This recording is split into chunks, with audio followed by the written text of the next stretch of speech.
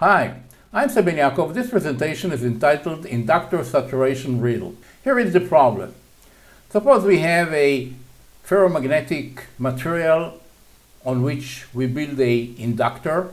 Now this material is non-linear, that is, the BH curve has a curvature. I'm not showing here the hysteresis, just the general trend. And obviously the local permeability is changing. Actually it's decreasing, and consequently the inductance will first be sort of constant, and then it start dropping as the curvature is increasing here and the mu is going down. So this is a very typical curve for L as a function of I, which is of course affecting H, the magnetic field, and as I is increasing we enter this close to saturation, and therefore the inductance is going down. Now there are some cores with a square saturation, the square hysteresis type, and in this case of course the inductance will be sort of about constant, and then it will drop dramatically as the current or the magnetic field is changing. Now what about energy?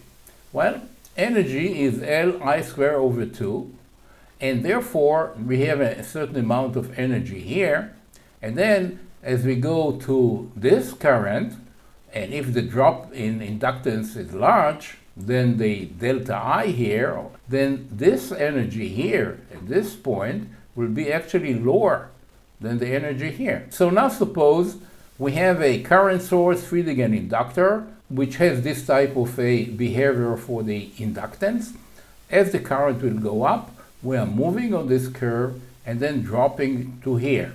And as we understand now, the energy here would be smaller than the energy here if the change is really sharp. And the question is, and this is the riddle, what happens to this energy? Where does it go? As I increase the current, there is an increase in energy, and then all of a sudden it drops the energy within the inductor. Well, where is conservation of energy here? So this is the question. I'll be happy to get comments and answers, and eventually I'll post a video with my answer.